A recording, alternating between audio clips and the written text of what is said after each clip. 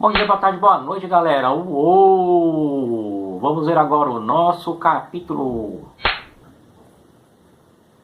Bom, Otávio Augusto e o Império, né? Então, quando o Otávio ele conseguiu, né, derrotar o Marco Aurélio e a Cleópatra, ele ficou sozinho, né? Tinha acabado o segundo triunvirato, né? O Lépido já tinha ido para as Cucuia e o Marco Aurélio foi morto junto com a Cleópatra. Então Otávio estava sozinho. E aí que ele recebeu o título de Augusto, né? Augusto quer dizer sagrado e vem dos deuses. Ele conseguiu ainda adquirir outros títulos, né? Como o de Príncipe Senatus, né? O principal do Senado, e também de tribuno perpétuo da plebe, ou seja, era ele que ia vetar leis que prejudicassem a plebe, e a plebe foi importante no seu governo, né? Ele beneficiou a plebe porque a plebe não se voltava contra ele. Que mais? Ele, né, manteve o título de Imperator. Imperator quer dizer chefe dos exércitos, né, general supremo. Por isso que é o Império Romano. O Império Romano ele foi, na verdade, uma ditadura militar, né? O imperador em si, ele, no papel, tá? Ele não era um monarca, ele era o chefe dos exércitos e do senado, mas na prática era uma monarquia, sim, monarquia, monarcos, governo de um, né? Os romanos tinham jurado que nunca mais teriam um rei, né? Rei eles não tiveram, mas tiveram imperadores, que era assim que eles se chamavam, né? Algumas coisas que nós vimos na aula anterior, né? Ele fez melhorias para o povo, ele deu aposentadoria para os soldados veteranos, né? Por quê? Porque os soldados veteranos não lutavam mais no exército, tinham armas, sabiam lutar, se dedicavam a um monte de coisa que não presta, né? Como assalto, sequestro, matador de aluguel, né? Só que coisas que não prestavam, né? Também acabou o alistamento obrigatório e valia a pena ir para o exército porque tinha uma remuneração boa, era uma carreira boa para as pessoas. E ele continuou, nós vimos também no outro capítulo, continuou distribuindo trigo para o povão, era o trigo que vinha do Egito. Também ele deu uma reformada geral em Roma para deixar a cidade mais bonita, né? Ao mesmo tempo, a gente falou um pouquinho disso também na aula passada, a Pax Romana, né? O Augusto ampliou muito os territórios de Roma, né? Foi lá, conquistou onde hoje é o Iraque, né? Conquistou onde hoje é Israel, conquistou aquela região ali do Crescente Fértil, né, próxima ao Egito, e ali ele conseguia adquirir escravizados, conseguia adquirir azeite, caprinos, né, esse tipo de coisa. Também o Augusto conseguiu reprimir e acabar com os piratas no mar Mediterrâneo, né, a navegação mercante melhorou bastante por causa disso. Ele criou um sistema postal para seguir pelas estradas de Roma, né? Tinha um ditado, todos os caminhos levavam a Roma, e é verdade isso, né? De qualquer lugar da Europa você conseguiria chegar em Roma, tá? Por causa da rede de estrada dos romanos, eram umas estradas assim abauladas, né? Com umas canaletas em volta, então nunca alagavam, por mais que caísse chuva, né? Era a criatividade dos romanos, né? Bom, o Otávio Augusto não teve filhos, então ele deixou o cargo para o seu genro Tibério, né? Belo nome, Tibério. E né, ele foi ensinando muitas coisas para ele, né, dando vários cargos e títulos para o Tibério, e aí, né, o Tibério dominava todo o Império Romano, né? Depois que Augusto morreu, 3 dinastias o sucederam, né? A Júlio Claudiana, né, que foi fundada pelo Tibério, que, né, consolidou as fronteiras do Império, manteve a Pax Romana, né? O Calígula, que é considerado pela história aí como, dizem, né, degenerado, as fontes romanas dizem isso, né? E o Calígula foi morto violentamente por um membro da guarda pretoriana. Vocês vão ver que a guarda pretoriana lá no Império Romano ela vai cada vez mais se tornando importante. Ele foi sucedido nesta ordem pelo Cláudio e pelo Nero, né? O Nero era aquele que foi acusado de atirar fogo em Roma enquanto tocava violino. Há controvérsias, né? Uns dizem que ele foi um bom administrador, outros dizem que ele foi completamente maluco, né? As fontes históricas ainda não chegaram a uma conclusão, né? Não bateram o martelo sobre o Nero. Durante muito tempo o Nero sempre foi tido como maluco e genocida. Mas depois alguns historiadores começaram a questionar isso com análise de outras fontes, né? Na história tudo está em aberto. Começou um monte de luta pelo poder depois que o Nero morreu, e quem assumiu o cargo de imperador foi o Vespasiano. O Vespasiano ele foi particularmente cruel nas repressões, as revoltas que surgiram, né? Foi sob as ordens do Vespasiano, por exemplo, que a cidade de Jerusalém foi destruída e os judeus foram expulsos da Judéia. Pois é, no ano 70 depois de Cristo. Ele mandou destruir o templo de Jerusalém, mas mandou ficar uma parede só de pé, que é o muro ocidental, né? Em hebraico, Kotel HaMarabi, que as pessoas chamam de Muro das Lamentações, mas esse nome não tem nada a ver com o nome original em hebraico. Né? Por que os romanos deixaram uma parede? Que era para que lembrassem que ali houve um templo e eles destruíram. Se destruíssem todas as paredes, um dia alguém poderia questionar que ali existiu um templo. Né? Então, como os romanos deixaram uma parede de pé, até hoje a gente sabe que ali existiu o templo de Salomão e que foi destruído por causa da revolta judaica, né? Só rapidinho, a revolta judaica aconteceu por quê? Porque o imperador mandava a estátua dele para tudo quanto era lugar. Aí as pessoas colocavam essa estátua no seu principal templo. Para os povos que tinham muitos deuses e faziam imagens dos deuses, não tinha problema. A questão é que os judeus, eles acreditam num único Deus e é proibido fazer imagens de Deus, né, ou de deuses.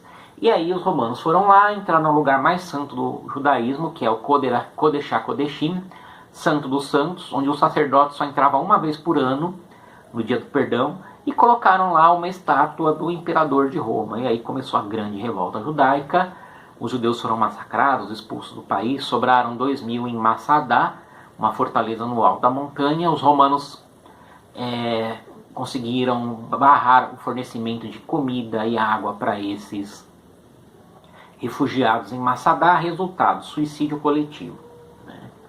Triste, mas eles não se entregaram, né? Preferiram morrer do que se entregar aos romanos, que os escravizariam, né? Bom, depois do Vespasiano, continuaram sufocando as revoltas do Oriente Médio o Tito e o Domiciano, né? O Domiciano teve problemas com o Senado, porque o Senado queria voltar a ser o que era na época da República, a instituição mais poderosa de Roma. E aí o Domiciano foi assassinado a mando do Senado e acabou aí a dinastia Flaviana. Aí veio a dinastia dos Antoninos, né?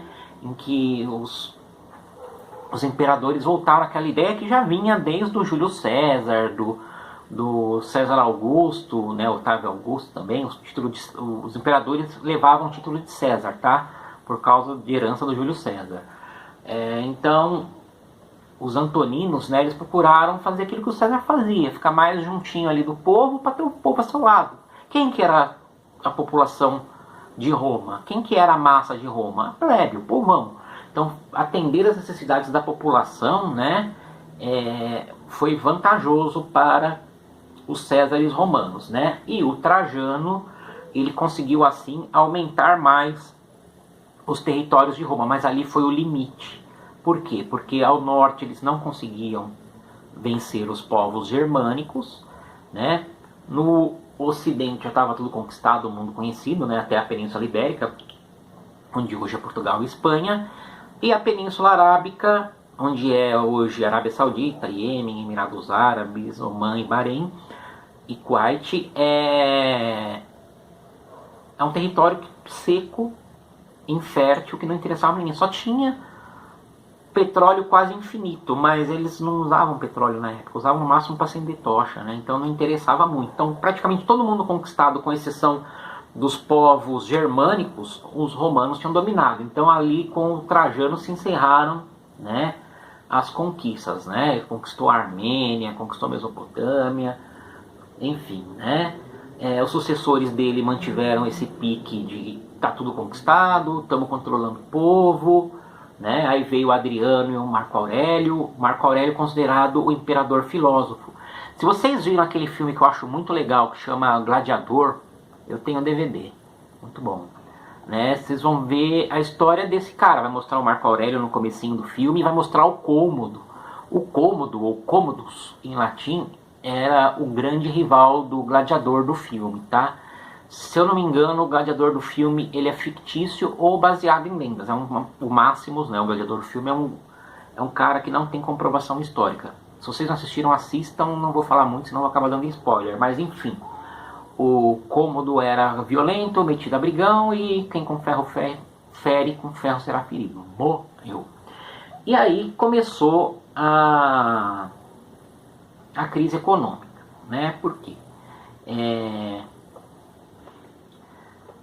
A guarda pretoriana, que tinha muita influência no império, indicava um governador, um imperador. Aí o interior e as outras províncias, né, indicavam os seus generais como imperadores. Aí começava a dar problema, né? O sétimo Severo, para se garantir de golpes de Estado, ele aumentou pra caramba, né, o salário dos soldados e pôs mais guardas em Roma. Resultado, era preciso de mais grana para manter o exército de Roma, né? E aí começou a rolar um desequilíbrio, né? O Caracalla ele concedeu cidadania para todo mundo que morasse em Roma, né? Se você não fosse escravizado, mas não fosse romano, você adquiriria cidadania romana para tentar melhorar a situação, mas não deu muito certo. E aí o que acontece? Vai aumentando a crise, vai aumentando os gastos para manter a fronteira, né? Esse monte de treta entre os romanos resultou numa guerra depois da morte do Alexandre Severo, que durou 35 anos. Imagina isso, gente. 35 anos é quase minha vida inteira, né, de guerra. E aí, o que vai acontecendo? Roma vai cair em decadência. Por quê? A grande força de trabalho em Roma eram os escravizados. Tá? Um romano não pegava uma carga do chão. Todo o trabalho era feito pelos escravizados. Tá? Com isso a população ficava livre para fazer outras coisas, para escrever sobre matemática, engenharia, filosofia, arquitetura, estudar matemática, mil coisas, tá? Mas o trabalho mesmo que construía a nação romana não era coisa de romano. O trabalho era visto como uma coisa humilhante, né? Vocês vão ver isso em sociologia, no segundo ano. Então o trabalho era visto como uma coisa humilhante. E, enfim, só não romanos que trabalhavam. Como esses escravizados eram adquiridos? Na reprodução? Não. Na compra? Também não. Eram adquiridos através das guerras, né? Guerreava contra um povo, obrigava ele a pagar tributos, eles tinham que fornecer o número da população para ser escravizado, né? Já que a escravidão por dívidas já não existia desde as revoltas dos plebeus lá na República, né? Então, acabaram as conquistas, acabaram os escravizados, né? Os escravizados se reproduziam? Sim, mas era um número baixo, né? A natalidade na época não era uma coisa como hoje, que só não tem 5 filhos quem não quer, quem evita, né? Porque hoje nós temos como alimentar as pessoas, né? Hoje, um pobre de hoje está melhor do que muita gente de posses na antiguidade, né? Não só pela questão da alimentação, mas de medicação e outras coisas mais, né? E, enfim, então, já que não tinha como reproduzir nem como conquistar mais, começaram a comprar e vender os escravizados, e os escravizados chegaram a custar 10 vezes mais, né, do que na época do Otávio Augusto. E não só, a inflação começou a tomar conta, chegou a faltar metal para fazer moedas, e aí a moeda de prata foi recebendo outros metais misturados, né? Golpe, claro, né? Adulteração da moeda, e chegou num ponto que algumas moedas do período final de Roma, a moeda de prata, só 5% dela era prata, o resto eram outros metais de problemas, né? De golpe. E aí os alimentos iam ficando cada vez mais caros, porque não tinha quem produzisse, né? E aí não gerava riqueza. Olha só como é a situação. Não tem escravizado para produzir alimentos. Os alimentos não são comprados e vendidos. E aí não se recolhe imposto, não tem dinheiro para pagar os guardas na fronteira, olha só. Né? E aí não tem dinheiro para pagar os guardas na fronteira, que os guardas faziam? Eles iam embora. E aí outros povos, principalmente os germânicos, eles iam entrando dentro das fronteiras de Roma.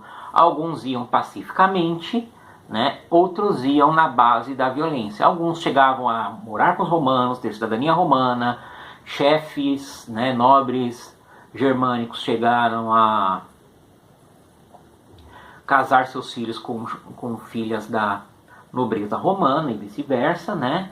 Só que a situação é ficando caótica e violenta, né? O que vai acontecendo, né? Os cereais chegaram a subir 200%, na Espanha, atual Espanha e Portugal, e na Gália, atual França, os criminosos começaram a tomar conta do lugar, né? Porque o exército já não tinha recurso para pagar soldados, os soldados não estavam lá. Muitos soldados, inclusive, se davam ao banditismo, ou assaltando direto, ou sendo matadores de aluguel, né? A violência foi tomando conta de Roma, né? E lá no Oriente, como Roma estava enfraquecendo, os persas, que eram antigos inimigos dos romanos, se organizaram, né, na dinastia dos Sassânidas, né, e foram retomar o Egito, né, e algumas fronteiras asiáticas de Roma. E aí Roma estava enfraquecendo, né? Os godos e os vândalos, povos germânicos, começaram a atacar ali a região onde hoje é o rio Reno, não, já era, onde é o rio Reno e o Danúbio, onde hoje é a Alemanha, né? Os francos começaram, que era um povo germânico lá do norte da Europa, começaram a migrar para a Gália, né? Então os francos começaram a dominar a Gália, até que uma época a Gália era toda franca, por isso que hoje a França tem esse nome, vem dos povos francos, que é um povo germânico, né? Os érulos, outro povo germânico, invadiram a Grécia e a Trácia, né? E no norte da África, vândalos também fizeram, né, invasões e ocuparam lá. Vândalo é o nome de um povo. Eles eram agressivos no combate, né? Então por isso que hoje as pessoas que destroem as coisas são chamadas de vândalos, mas eu não acho isso muito legal. Os vândalos eram violentos porque ninguém fazia guerra dando flor para os outros, né? Se fazia guerra com base na violência, né? Todo povo foi violento e cruel quando esteve em guerra, né? Então o que aconteceu?